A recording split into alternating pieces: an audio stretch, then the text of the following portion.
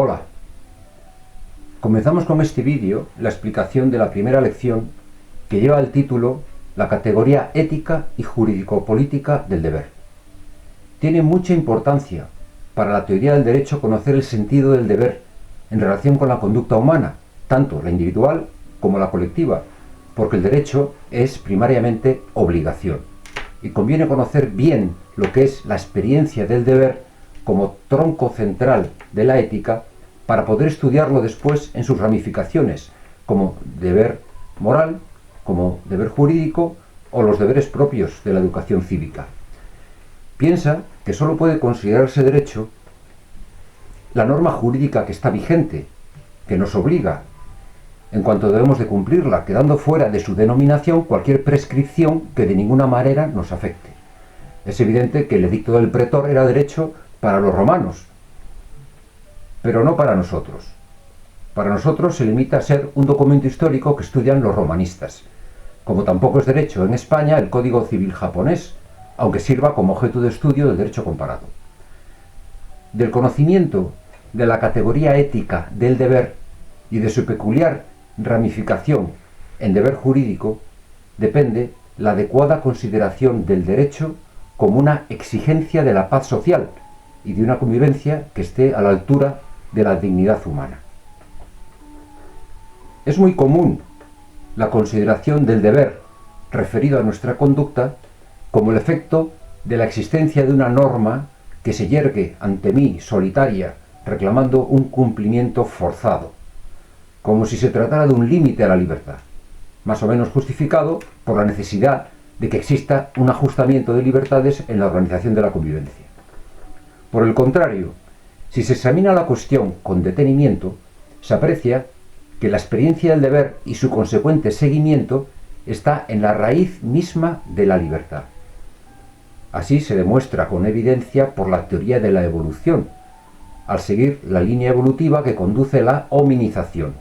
como la fase previa a la aparición de la inteligencia con la consiguiente humanización y la aparición del Homo sapiens sapiens hace 60.000 años, fecha sobre la que no existe un acuerdo científico unánime. A la especie humana se la denomina Homo sapiens sapiens, con la que aparecen características exclusivas suyas de tipo psíquico y simbólico-cultural.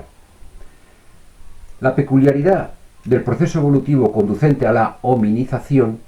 es muy significativo para entender el surgimiento de la ética y la consiguiente experiencia del deber, que no existe en el comportamiento de otras especies animales. A ningún entomólogo se le ocurriría decir que una hormiga debe seguir la línea de marcha de sus compañeras hacia el hormiguero haciendo acopio de alimentos para el invierno, sino que se limita a describir una regularidad del comportamiento que se cumple de suyo cuando estudia esta variedad de insectos. La distinción biológica entre especies animales sigue el criterio de la imposibilidad de cruce genético entre individuos. Cuando individuos de una misma especie dejan de ser fecundos entre sí, se considera que ha surgido una nueva especie. Y esto tiene lugar mediante procesos de radiación por los que el grupo se extiende a distintos ámbitos climáticos y procesos de adaptación derivada de mutaciones genéticas que producen cambios morfológicos. Ello lleva a una diversificación respecto a la forma específica originaria y la correlativa selección. Solo los individuos morfológicamente adaptados al nuevo hábitat, según un genotipo adecuado, pueden sobrevivir. De esta manera, el aislamiento geográfico es el origen de que individuos de la misma especie dejen de ser fecundos entre sí, y consecuentemente se produce la especificación con la aparición de una nueva especie. En la línea genética que va hasta el tipo morfológico característico del género Homo, fallan estas leyes generales de la evolución, ya que su aparición se produce por una paulatina formalización y crecimiento del cerebro, en correspondencia con la fabricación cada vez más perfeccionada de herramientas líticas. La habilidad para fabricar instrumentos, aunque sea muy rudimentaria, explica que la relación con el medio ambiente de estos animales no lleva consigo una modificación morfológica que dé lugar a especies distintas, porque van independizándose del medio en la misma medida en que su cerebro crece y empiezan a usar las manos y a fabricar utensilios. Por ello, no se puede decir que la técnica es algo extraño a la evolución, sino que es inseparable a un modo específico de evolución y característica de un modo de vivir que llamamos hominización, porque es intrínseca a la subsistencia misma de estas especies. Con ello, el comportamiento se hace menos instintivo, porque la correlación entre el cerebro y las manos exige algún tipo de componente cognoscitivo, sin el cual no puede haber la mediación instrumental que exige la fabricación de cosas. En el Homo, dicho comportamiento cognitivo no es aún la inteligencia, sino que es suficiente la imaginación, una facultad extremadamente compleja e importante para la evolución hominizante, con la que se puede percibir la regularidad de secuencias de comportamiento, como cuando retenemos el tráiler de una película o vemos el movimiento de un saltador de pértiga y se puede intentar imitarlo. Para ello es suficiente la imaginación. Así, de manera eventual, un animal puede utilizar instrumentos. Un chimpancé puede, por ejemplo, usar una rama para hurgar dentro de un agujero abierto por un que dicho chimpancé se alimenta. Pero una vez usada la rama, la tira, es decir, el chimpancé la utiliza como si se estuviera reproduciendo en su imaginación una secuencia que vio con anterioridad, pero no abstrae la instrumentalidad de la rama, es decir, la idea universal de un medio dirigido a que salga un gusano de un agujero para comérselo, la cual, además de una rama, también podría servir una vara de otro material o una cuerda con un cebo atado en el extremo. Si el mono no ha visto nunca utilizar una cuerda para sacar un gusano de un agujero, no la utilizaría, aunque la tuviera al lado. En un experimento se embarcó a un chimpancé en una balsa y se colocó en ella un cubo lleno de agua y un cazo para sacarla de él. Se puso la balsa en un estanque, la comida en un islote rodeado de fuego y se enseñó al animal que si echaba agua con el cazo podía apagar el fuego y alcanzar la comida, lo cual refleja un simple razonamiento condicional. Después se volvió a realizar el experimento con el cubo vacío y el chimpancé no pudo echar agua con el cazo para apagar el fuego y se quedó sin comida. No se le ocurrió utilizar el agua del estanque porque el chimpancé carece de inteligencia para percibir esa instrumentalidad del agua para apagar el fuego, sea la que está en el cubo o la del estanque. Su capacidad cognitiva se limita al objeto que está aquí, a la imagen que tiene del agua del cubo para apagar el fuego, pero no a la del estanque, porque no es capaz de abstraer las posibilidades que originan la idea de agua en general como útil para apagar el fuego, con independencia del agua particular que tenga a su alcance. Aunque en el género Homo su dotación cognitiva no alcance la operación propia de una inteligencia, su dinámica vital no es enteramente dependiente de su dotación genética,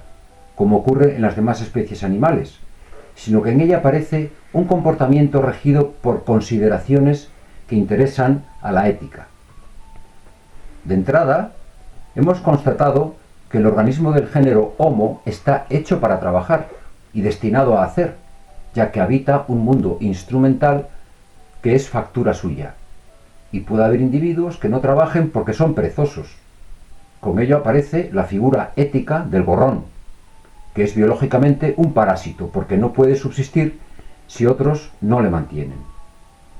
Por otra parte, el largo periodo que va desde el nacimiento hasta la viabilidad práctica del Homo habilis exige que otros individuos produzcan más de lo que necesitan ellos mismos para vivir, con destino a las crías, que han de alimentar, cuidar y educar. Con lo que la relación entre trabajo y comunidad de individuos es solidaria, y la cooperación entre ellos es un hecho que anuncia el deber de cooperar con el posterior advenimiento de la inteligencia y la aparición del Homo sapiens sapiens. De esta forma, en la vida del Homo aparecen una serie de normas que son intrínsecas a su constitución biológica, como son las que regulan el funcionamiento de sus órganos vitales, el hígado, el corazón, los pulmones, etc., los cuales son distintas de las que rigen en otras especies, ya que no dependen de unas adaptaciones genéticas por las que otros animales viven en un régimen de intercambio equilibrado con su nicho ecológico.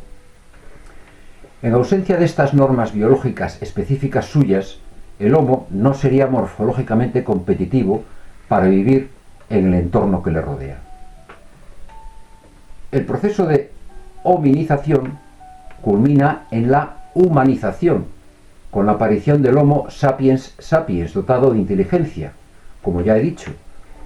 por la que puede percibir la realidad íntima de las cosas con su capacidad de idear y tener conciencia de sí mismo.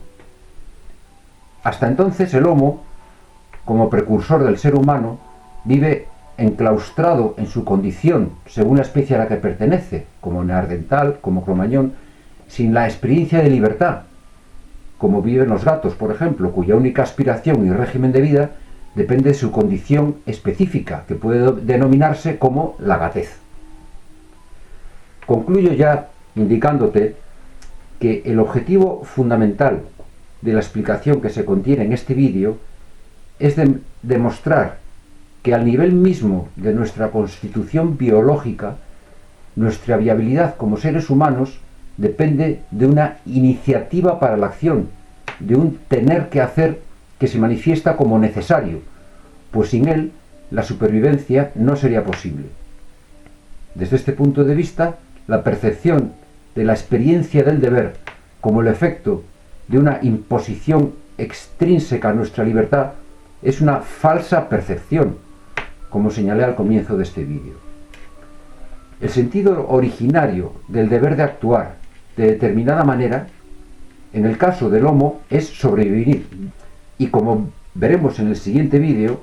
en el caso del ser humano, es el presupuesto mismo de que la libertad personal no quede inédita en un contexto de paz social, para lo cual se requiere cumplir las leyes como algo intrínseco a nuestra cabal realización como seres humanos. Hasta entonces, adiós.